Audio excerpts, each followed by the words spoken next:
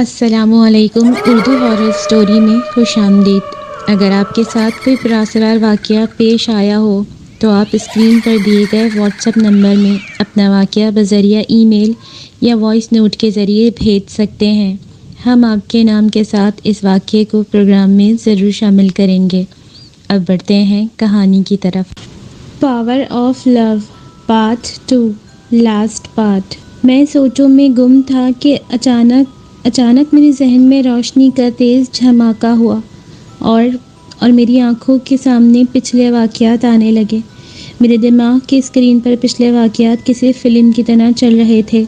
جب شہنائی کا فون میرے شو روم پر آیا تو میں فوراً اپنے گھر کی جانب بھاگا۔ میں نہایت عجلت میں شو روم سے نکلا اور اپنی گاڑی میں سوار ہو کر تیز رفتاری کے ساتھ اپنے گھر کی جانب روانہ ہوا۔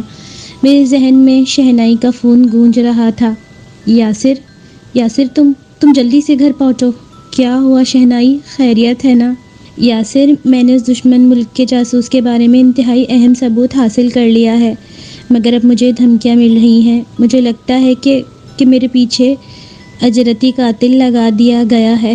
پلیز یاسر، جلدی سے گھر پہنچو، مجھے بہت ڈر لگ رہا ہے، شہنائی نے جلدی کہا۔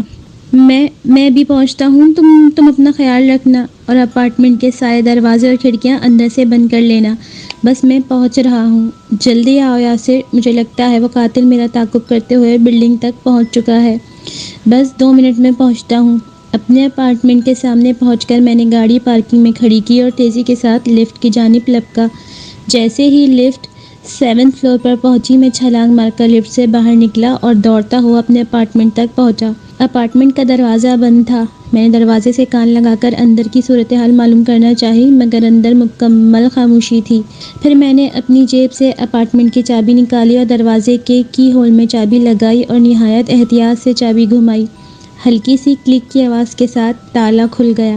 میں نے انتہائی آہستگی اور احتیاط کے ساتھ دروازہ کھولا اور اندر جھانکا۔ اندر مکمل سکوت تھا۔ مجھے شہنائی نظر نہیں آئی۔ میں اپنے اپارٹمنٹ میں داخل ہوا اور میں نے مڑ کر دروازہ بند کیا اور آہستہ سے آگے بڑھا، مگر تھوڑا آگے بڑھتے ہی ٹھٹک کر رہ گیا۔ سامنے رکھے صوفے کے پیچھے شہنائی اوندھے منہ پڑی تھی۔ اس کے پیٹ میں ایک بڑا سا خنجر دستے تک گھسا ہوا تھا۔ اس خنجر سے بننے والے زخم سے خون بہہ رہا تھا، جس نے شہنائی کے آس پاس ایک چھوٹا سا خون کا تیلاب بنا دیا تھا۔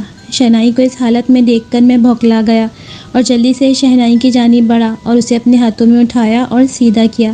شہنائی، میں نے شہنائی کو مخاطب کیا اور اس کا سر اپنے زانوں پر رکھا۔ شہنائی زندہ تھی، اس کے ہونٹ ہل رہے تھے، اس کا چہرہ سفید پڑ چکا تھا۔ میری آواز سن کر شہنائی نے اپنی آنکھیں کھولی اور مجھے دیکھا، پھر اس کے ہونٹ ہلے۔ وہ مجھ سے کچھ کہنا چاہتی تھی، مگر اس سے پہلے کہ وہ کچھ کہہ سکتی، مجھے اپنے پیچھے آہٹ محسوس ہوئی۔ میں نے جلدی سے پیچھے مڑ کر دیکھنا چاہا، مگر افسوس، مجھے دیر ہو گئی۔ ایک زوردار ڈنڈا میرے سر پر پڑا اور میرے سر سے خون کا فوارہ بہہ نکلا۔ ڈنڈا پڑنے کی وجہ سے میرے منہ سے ایک تیز چیخ نکلی۔ فوراً ہی میرے سر پر ڈنڈے کا ایک اور وار ہوا اور مجھے اپنی کھوپڑی چٹکتی محسوس ہوئی۔ درد کی شدت اتنی تھی کہ میں برداشت نہیں کر پا رہا تھا۔ اسی وقت ایک بار پھر ڈنڈا میرے سر پر پڑا اور میں ہوش و حواس سے بیگانہ ہو گیا۔ یہ سب یاد آتے ہی میں تیزی کے ساتھ لفٹ کی جانب لپکا۔ لفٹ خالی تھی۔ میں نے 7 فلور کا بٹن دبایا۔ لفٹ نے سیکنڈوں میں مجھے 7 فلور پر پہنچا دیا۔ میں لفٹ سے نکلتے ہی تیزی کے ساتھ اپنے اپارٹمنٹ کی جانب بڑھا، مگر مجھے ٹھٹک کر رکنا پڑا۔ میرے اپارٹمنٹ کے سامنے کئی پولیس والے کھڑے تھے۔ میں بھوکلا گیا اور تیزی کے ساتھ اپارٹمنٹ میں داخل ہونے لگا۔ ارے کون ہو تم؟ کہاں جا رہے ہو؟ ایک سپاہی نے مجھے روکنا چاہا۔ میں یاسر جواد ہوں اور یہ میرا فلیٹ ہے، میں نے جواب دیا۔ فلیٹ میں داخل ہو گیا۔ اندر علاقے کے SHO انسپکٹر خان اور پولیس سرجن ڈاکٹر احمد کے کئی اور پولیس والے کھڑے تھے۔ میں نے فلیٹ میں داخل ہو کر نظریں دوڑائیں۔ مجھے شہنائی کی لاش نظر نہیں آئی۔ شاید پولیس والے شہنائی کی لاش لے جا چکے تھے۔ کمرے میں ابھی تک شہنائی کا خون پڑا ہوا تھا، جو اب جم کر سیاہ پڑ رہا تھا۔ مسٹر یاسر، آپ کہاں تھے؟ انسپکٹر نے مجھے سنبھالتے ہوئے پوچھا، کیونکہ مجھے شدید چکر آنے لگے تھے۔ پتہ نہیں، میرے منہ سے بے ترتیب الفاظ نکل رہے تھے۔ مجھے چکراتا دیکھ کر انسپکٹر نے مجھے صوفے پر بٹھایا اور ڈاکٹر احمد نے مجھے ایک گلاس پانی لا کر دیا۔ میں نے کھٹاکھٹ پانی پی لیا۔ مسٹر یاسر، آپ کی وائف کو इंस्पेक्टर खान ने कहना चाहा। हाँ, मैं जानता हूँ शहनाई को कत्ल कर दिया गया है और उस कातिल ने मुझे भी कत्ल करने की कोशिश की थी। मैंने इंस्पेक्टर खान की बात काट कर जवाब दिया। यासिर, कातिल ने तुम पर भी हमला किया? डॉक्टर अहमद जल्दी से मेरे पास आए। डॉक्टर अहमद से मेरे दोस्ताना ताल्लुकात थे, इसलिए वो मुझ पर हमले का सुनकर बेचैन हो गए। हाँ, उसने मुझे भी मारने की कोशिश की, ये देखो। मैंने जवाब देकर अपने सर से टोपी उतारी। मेरा बगैर खोपड़ी का सर देखकर वहाँ मौजूद पुलिस वालों की चीखें निकल गईं। यासिर, यासिर, तुम बहुत ज़्यादा ज़ख्मी हो। डॉक्टर अहमद बेचैन होकर मेरे बराबर बैठ गया और मेरे सर का मुआयना करने लगा। यासिर, यासिर, तुम आराम से लेट जाओ, प्लीज़ कोई हरकत मत करो, मैं एम्बुलेंस को फ़ोन करता हूँ। डॉक्टर अहमद ने मुझे सोफ़े पर लेटाते हुए कहा, तुम अपनी बीवी के कत्ल के मुतल्लिक कुछ बता सकते हो? इंस्पेक्टर खान ने मुझसे सवाल किया। प्लीज़ इंस्पेक्टर, इससे कोई सवाल नहीं करो। यासिर की कंडीशन ऐसी नहीं है कि वो किसी सवाल का जवाब दे सके। डॉक्टर अहमद ने इंस्पेक्टर खान से कहा। ठहरो, मैं सब कुछ बताता हूँ, मैंने डॉक्टर अहमद से बाजू छुड़ाते हुए कहा। प्लीज़ यासिर, ज़्यादा बातें मत करो, तुम बहुत ज़ख्मी हो।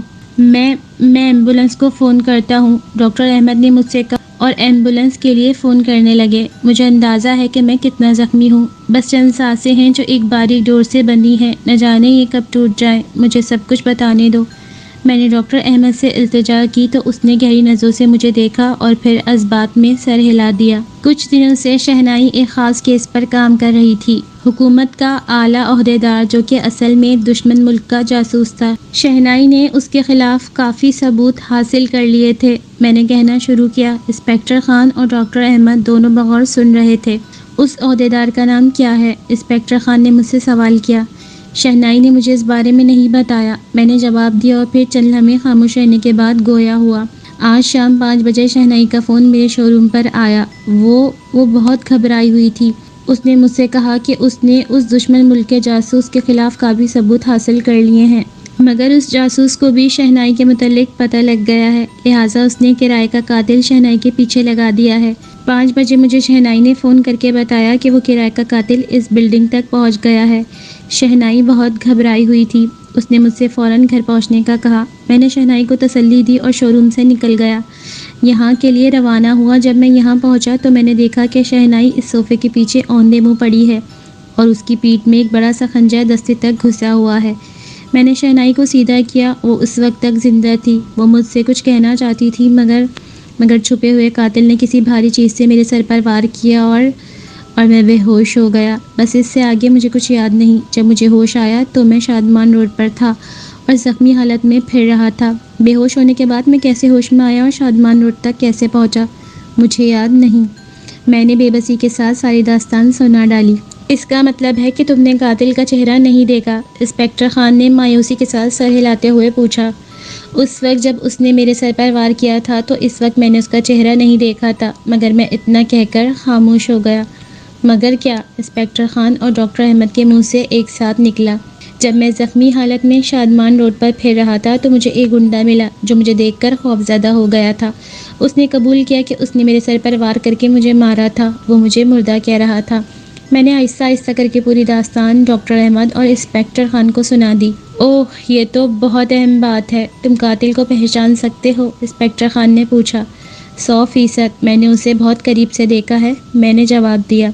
अगर वो कातिल पकड़ा गया तो उसके ज़रिए हम इस मुल्क दुश्मन जासूस तक पहुंच सकते हैं जो हमारे प्यारे वतन की जड़ों को खोखला कर रहा है। इंस्पेक्टर खान ने सोचते हुए कहा। आप लोगों ने अपार्टमेंट की तलाशी ली? शायद शहनाई ने फ़ाइल यहीं कहीं छुपाई हो, मैंने इंस्पेक्टर खान से पूछा। हमने पूरा अपार्टमेंट छान मारा, हमें कोई फ़ाइल नहीं मिली, इंस्पेक्टर खान ने जवाब दिया। मैं देखता हूँ, शायद वो फ़ाइल मुझे मिल जाए। वो काले रंग की फ़ाइल है जिसमें शहनाई ने इस जासूस के ख़िलाफ़ सारे सबूत इकट्ठा किए हैं। मैं सोफ़े से उठता हुआ बोला, मगर डॉक्टर अहमद ने कंधे से पकड़कर मुझे दोबारा सोफ़े पर बिठा दिया। यासिर, तुम बहुत ज़ख्मी हो, ज़्यादा हिलजुल मत करो। मैं ठीक हूँ, मैंने टोपी अपने सर पर जमाते हुए डॉक्टर अहमद को जवाब दिया। इसी वक्त अपार्टमेंट के खुले दरवाजे से 2 आदमी अंदर दाखिल हुए। दोनों ने सफ़ेद लिबास पहना हुआ था और उन्होंने अपने हाथों में स्ट्रेचर उठाया हुआ था। डॉक्टर अहमद ने स्ट्रेचर मेरे करीब रखवाया और मुझे इस स्ट्रेचर पर लिटा दिया। मेरे लेटते ही उन दोनों आदमियों ने स्ट्रेचर उठाया और बाहर की जानिब चल दिए। میرے اسٹریچر کے ساتھ ڈاکٹر احمد بھی چل رہے تھے۔ بلڈنگ سے باہر آ کر ان دونوں آدمیوں نے میرا اسٹریچر ایمبولینس میں رکھا۔ ڈاکٹر احمد میرے اسٹریچر کے برابر بیٹھ گئے۔ ہمارے بیٹھتے ہی ایمبولینس ڈرائیور نے ایمبولینس چلا دی۔ ڈاکٹر احمد میرے اسٹریچر کے ساتھ بیٹھا تھا۔ اس نے میرا ہاتھ پکڑ کر میری نبض دیکھنے کی کوشش کی، پھر میرے دل کی دھڑکن چیک کرنے کی کوشش کرنے لگا۔ احمد، بیکار کی کوششیں مت کرو، نہ میری نبض چل رہی ہے اور نہ ہی میرا دل دھڑک رہا ہے۔ سائنسی طور پر میں مر چکا ہوں، میں نے اسٹریچر پر بیٹھتے ہوئے ڈاکٹر احمد سے کہا تو وہ مجھے عجیب سی نظروں سے دیکھنے لگا۔ احمد، تم میرے دوست ہو، پلیز میری بات سمجھو، مجھے جانے دو، میں نے ڈاکٹر احمد سے کہا۔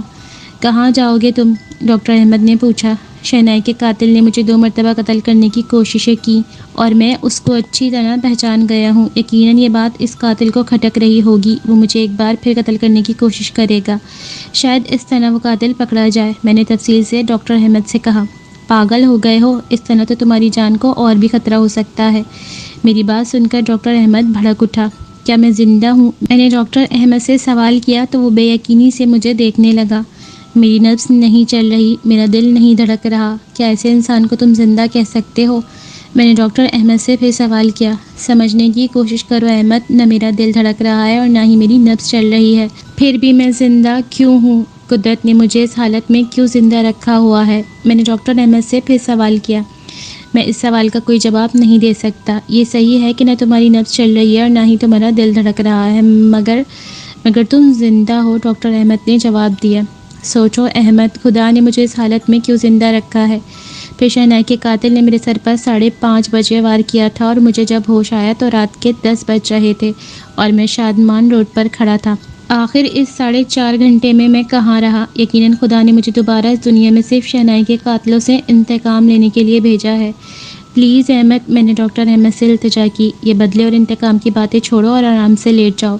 نہیں احمد، میں ضرور جاؤں گا، میں اسٹریچر سے اٹھتا ہوا بولا تو احمد نے سختی سے میرے کندھوں پر ہاتھ رکھا اور مجھے زبردستی اسٹریچر پر لٹا دیا۔ تم آرام سے لیٹے رہو، ہسپتال آنے والا ہے، ڈاکٹر احمد نے میرے کندھوں پر دباؤ بڑھاتے ہوئے کہا۔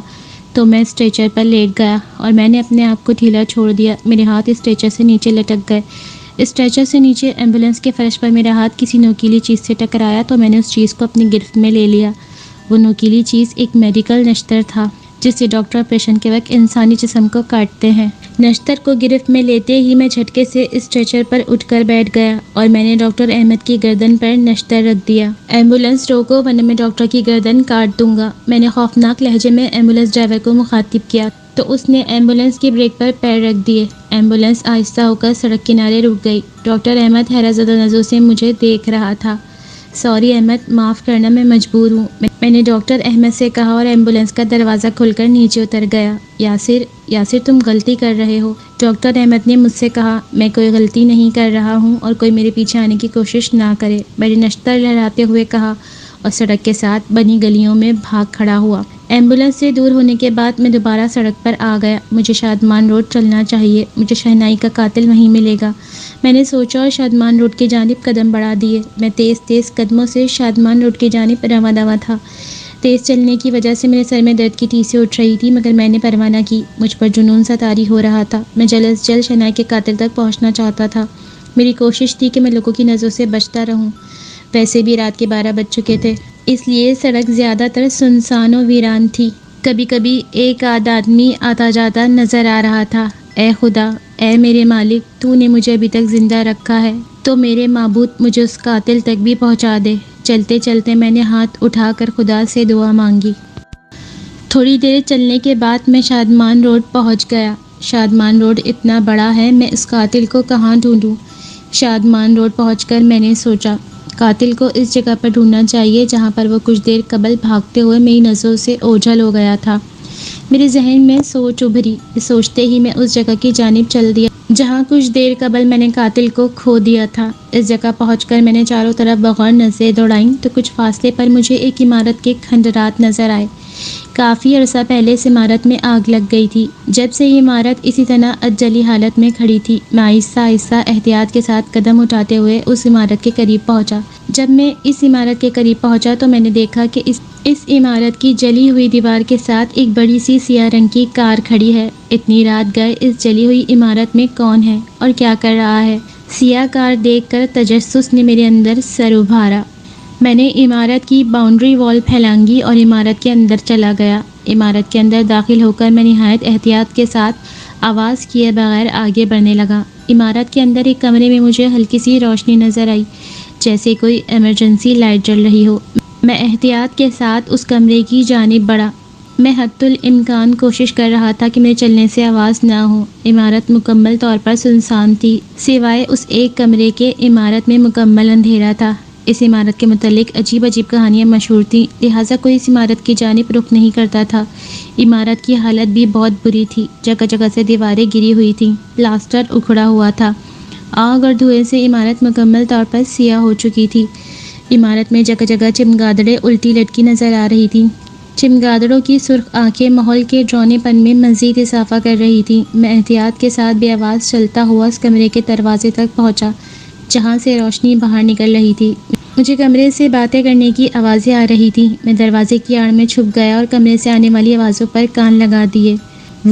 وہ زندہ ہے اور مجھے ڈھونڈ رہا ہے۔ مجھے اسی گنڈے کی آواز سنائی دی جو مجھے چائے کے ہوٹل میں ملا تھا۔ شاید کمرے میں کوئی اور بھی تھا جس سے وہ گنڈا مخاطب تھا۔ گنڈے کی آواز سن کر میری آنکھیں تشکر سے بھیگ گئیں۔ خدا نے میری دعا سن لی اور مجھے شہنائی کے قاتل تک پہنچا دیا، ورنہ اس بڑے سے شہر میں کسی کو تلاش کرنا بھوسے میں سے سوئی ڈھونڈنے کے برابر ہے۔ میں نے اپنے کان اندر سے آنے والی آوازوں پر لگا دیے۔ بے وقوفی کی باتیں مت کرو، تم نے ہی مجھے فون کر کے کہا تھا کہ تم نے دونوں میاں بیوی کو مار دیا ہے۔ پھر مجھے ایک بھاری سی آواز اور سنائی دی۔ یہ آواز تو میں پہلے بھی سن چکا ہوں۔ بھاری آواز سن کر میں سوچ میں پڑ گیا، اس آواز کو میں نے کہاں سنا ہے؟ ہاں، وہ مر چکا تھا۔ میں نے خود اس کی نبض اور دل کی دھڑکن چیک کی تھی۔ میری ضرب سے اس کی کھوپڑی ٹوٹ کر اس کے جسم سے علیحدہ ہو گئی تھی۔ اس کا پپیلا مغز اس کے سر سے باہر نکل گیا تھا، مگر اب وہ اسی ٹوٹی کھوپڑی کے ساتھ مجھے ڈھونڈتا پھر رہا ہے۔ گنڈے کی آواز میں خوف نمایاں تھا۔ وہم کا علاج میرے پاس نہیں ہے۔ کوئی شخص مرنے کے بعد زندہ نہیں ہوتا۔ بھاری سی آواز میں جھنجھلاہٹ تھی۔ یہ آواز مجھے یاد آ گیا، یہ تو سردار ریاض کی آواز ہے۔ او میرے خدا، تو دشمن ملک کا جاسوس یہ ہے۔ اتنی اہم پوسٹ پر بیٹھا ہوا یہ شخص دشمن ملک کا جاسوس ہے، اور اس نے میری شہنائی کو مروایا ہے۔ غصے سے میری مٹھیاں بھیج گئیں۔ سردار ریاض کی آواز پھر ابھری۔ میں نے دروازے سے ہلکا سا جھانکا۔ اندر وہ گنڈا اور سردار ریاض ایک دوسرے کے سامنے کھڑے تھے۔ یہ رہی فائل، مگر سر میرا کیا ہوگا؟ گنڈے نے ایک سیاہ رنگ کی فائل سردار ریاض کو دی۔ یہ وہی فائل تھی جس میں شہنائی نے سردار ریاض کے خلاف سارے ثبوت جمع کیے تھے۔ سردار ریاض فائل کھول کر دیکھنے لگا۔ ٹھیک ہے۔ سردار ریاض نے فائل بند کی اور ایک لفافہ اس گنڈے کی جانب بڑھایا۔ یہ لو، اس لفافے میں رقم ہے اور تمہارا پاسپورٹ اور بینکاک کا ٹکٹ بھی ہے۔ تمہاری صبح کی فلائٹ ہے، تم بینکاک چلے جانا اور جب تک یہ معاملہ ٹھنڈا نہیں ہو جاتا وہیں رہنا۔ گنڈے نے سردار ریاض سے لفافہ لیا اور اسے کھول کر دیکھنے لگا۔ میں دروازے کی جھیری سے یہ ساری کارروائی دیکھ رہا تھا۔ اب معاملہ میری برداشت سے باہر ہو رہا تھا۔ میں نے ایک زوردار ٹھوکر دروازے کو ماری اور کمرے میں داخل ہو گیا۔ تم ہو وہ زہریلے ناگ جس نے میری شہنائی کو قتل کروایا، میں نے زہر قند لہجے میں سردار ریاض کو مخاطب کیا۔ مجھے کمرے میں داخل ہوتا دیکھ کر سردار ریاض پوری طرح بوکھلا گیا۔ یہ دیکھیے سر، یہ زندہ ہے۔ گنڈا مجھے دیکھتے ہی سردار ریاض سے بولا۔ اس کی آواز میں کپاہٹ نمایاں تھی۔ پھر اس نے اپنے ہاتھ میں پکڑا ہوا لفافہ کمرے کے کونے میں اچھالا اور اپنے پاس پڑی ایک نوکیلی سلاخ اٹھا کر جنونی انداز میں مجھ پر حملہ آور ہوا۔ میں نے جھکائی دے کر اس گنڈے پر وار خالی کیا۔ اس طرح جھکائی دینے سے میرے سر پر رکھی ٹوپی گر گئی اور میرا بغیر کھوپڑی کا سر عریاں ہو گیا۔ دیکھیے سر، اس کی کھوپڑی غائب ہے۔ گنڈا میری جانب اشارہ کر کے سردار ریاض سے بولا۔ سردار ریاض کھوپڑی کے بغیر میرے سر سے جھانکتا میرا دماغ دیکھ کر سکتے کی کیفیت میں آ گیا۔ گنڈے نے ایک بار پھر سلاخ سنبھالی اور مجھ پر حملہ کرنا چاہا، مگر میں نے آگے بڑھ کر سلاخ کا دوسرا سر پکڑ لیا۔ گنڈا مجھ سے سلاخ چھیننے کی کوشش کرنے لگا، مگر نہ جانے مجھ میں کہاں سے اتنی طاقت آ گئی کہ وہ گنڈا مجھ سے سلاخ نہ چھین سکا۔ میں نے سلاخ کو ہلکا سا جھٹکا دیا تو اس گنڈے کے ہاتھ سے سلاخ نکل گئی اور وہ دور جا گرا۔ گرتے ہی اس گنڈے نے پینترا بدلا اور کسی اڑیل بھینسے کی طرح میری جانب بڑھا۔ میں نے اپنے ہاتھ میں پکڑی سلاخ سیدھی کر دی۔ سلاخ سیدھی گنڈے کے سینے میں گھس گئی اور وہ ایک بھیانک چیخ مار کر الٹ گیا اور کمرے کے فرش پر گر کر تڑپنے لگا۔ گنڈے کے سینے سے گاڑھا گاڑھا سرخ لہو نکل کر کمرے میں پھیلنے لگا۔ تھوڑی دیر تڑپنے کے بعد گنڈا ٹھنڈا ہو گیا۔ گنڈے کے مرتے ہی میں سردار ریاض کی جانب مڑا۔ سردار ریاض کمرے کے ایک کونے میں ساکت کھڑا یہ سب دیکھ رہا تھا۔ تو وہ تم ہو جو میرے وطن کی جڑوں کو کاٹ رہے ہو اور تم نے میری شہنائی کو بھی مروایا ہے، میں نے سردار ریاض کو مخاطب کر کے زہریلے لہجے میں کہا تو سردار ریاض چونک پڑا۔ میں سردار ریاض کی جانب بڑھا تو سردار ریاض نے اپنی جیب میں ہاتھ ڈالا اور ایک سیاہ ریوالور نکال کر مجھ پر تان لیا۔ میرے قریب مت آنا ورنہ میں گولی مار دوں گا۔ سردار ریاض کی آواز کپ کپا رہی تھی۔ ہا ہا ہا ہا، میں نے ایک قہقہا لگایا۔ اس کھلونے سے وہ ڈرتا ہے جو زندہ ہو۔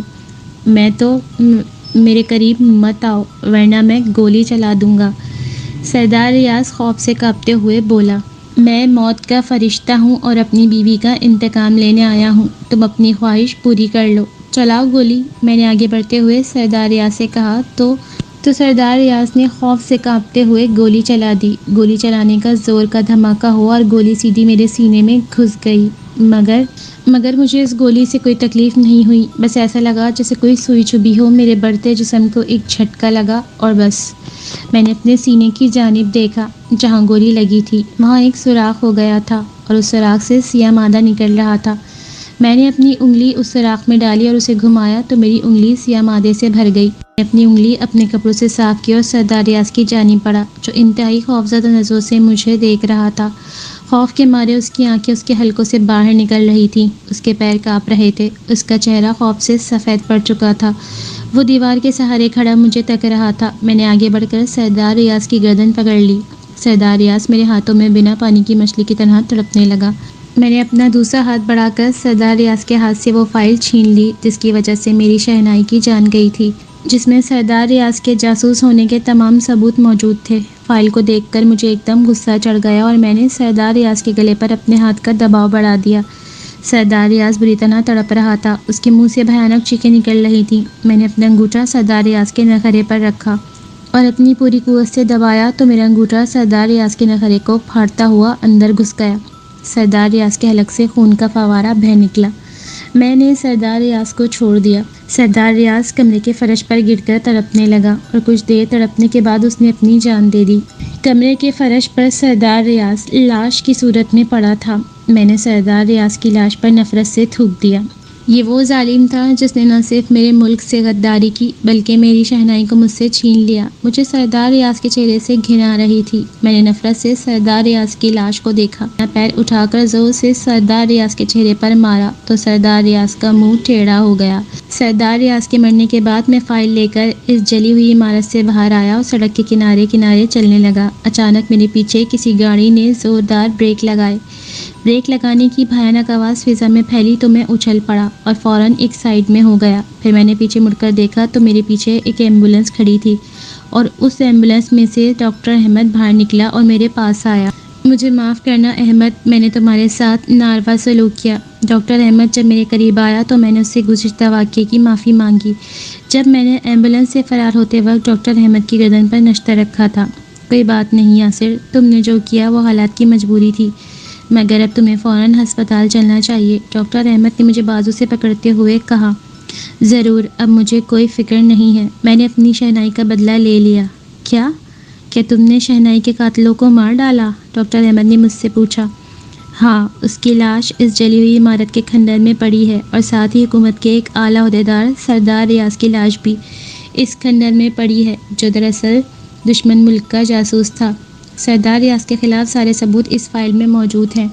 سردار ریاض ہی نے کرائے کے قاتل کے ذریعے شہنائی کو مروایا تھا۔ میں نے اپنے ہاتھ میں پکڑی فائل ڈاکٹر احمد کو دے دی۔ ڈاکٹر احمد نے فائل میرے ہاتھ سے لے لی اور اسے کھول کر دیکھنے لگا۔ او مائی گاڈ، اس میں تو اور بھی لوگوں کے نام ہیں جو ہمارے دشمن ملک کے لیے جاسوسی کر رہے ہیں۔ ڈاکٹر احمد فائل پڑھتے ہوئے بولا، میں آئی جی کو فون کرتا ہوں۔ اتنا کہہ کر ڈاکٹر احمد نے اپنا موبائل نکالا اور آئی جی کو فون کرنے لگا۔ مجھے سانس لینے میں دشواری ہو رہی تھی، میری آنکھوں کے سامنے اندھیرا چھا رہا تھا۔ میں ایمبولینس کا سہارا لے کر سڑک پر بیٹھ گیا۔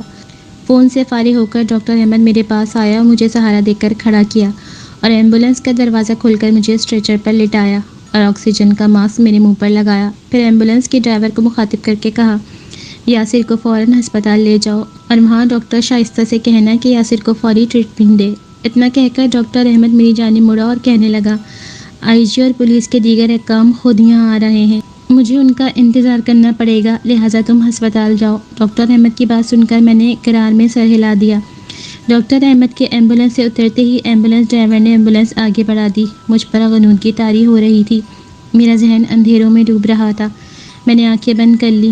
تھوڑی ہی دیر میں دنیا مافیا سے بے خبر ہو گیا، میرا ذہن اندھیروں میں ڈوب گیا، میری آنکھیں بند ہو گئیں۔ ویل ڈن، مسٹر یاسر نے تو بہت بڑا کارنامہ انجام دیا ہے، آئی جی فائل پڑھتے ہوئے بولے۔ سر، اس فائل کے لیے یاسر کی وائف مشہور صحافی شہنیلا یاسر کا قتل ہوا اور خود یاسر شدید زخمی ہے، ڈاکٹر احمد نے آئی جی کو بتایا۔ آئی جی نے ہنکارا بھرا۔ میں نے اعلیٰ حکام کو فون پر تفصیل بتا دی ہے، جن لوگوں کا نام اس فائل میں ہے، بس کچھ ہی دیر میں وہ سب گرفتار ہو جائیں گے، آئی جی بولے۔ سر، شہنیلا اور یاسر کی قربانی ضائع نہیں جانی چاہیے، ڈاکٹر احمد نے آئی جی سے کہا۔ قطعی نہیں، میں نے اس فائل کی بابت آرمی کو بھی مطلع کر دیا ہے، وہ لوگ بھی پہنچنے والے ہیں، آئی جی نے جواب دیا۔ یاسر خود کہاں ہے؟ اتنی دیر سے خاموش انسپکٹر خان نے ڈاکٹر احمد سے پوچھا۔ یاسر کی حالت بہت خراب تھی، لہٰذا میں نے اسے اسپتال روانہ کر دیا، ڈاکٹر احمد نے جواب دیا۔ کچھ ہی دیر میں وہاں پولیس اور آرمی کے اعلیٰ افسران پہنچ گئے۔ فائل کو محفوظ ہاتھوں میں دیکھ کر ڈاکٹر احمد اور انسپکٹر خان ہسپتال کی جانب چل دیے۔ ڈاکٹر شائستہ ہسپتال کے کوریڈور میں ڈاکٹر احمد نے ڈاکٹر شائستہ کو پکارا۔ ڈاکٹر احمد کے ساتھ انسپکٹر خان بھی موجود تھے۔ سر، آپ اتنی رات کو؟ ڈاکٹر شائستہ نے ڈاکٹر احمد کو دیکھ کر حیرت کا اظہار کیا۔ ڈاکٹر شائستہ، میں نے 1 گھنٹے پہلے ایک مریض آپ کو ریفر کیا تھا، اس کی حالت اب کیسی ہے؟ ڈاکٹر احمد نے ڈاکٹر شائستہ کی حیرت کو نظر انداز کرتے ہوئے پوچھا۔ مریض؟ ڈاکٹر شائستہ کے منہ سے بے ساختہ نکلا۔ سر، آپ نے مریض نہیں بلکہ ایک لاش بھیجی تھی، مشہور صحافی شہنیلا یاسر کے شوہر یاسر جواد کی لاش، ڈاکٹر شائستہ نے تفصیل سے جواب دیا۔ لاش؟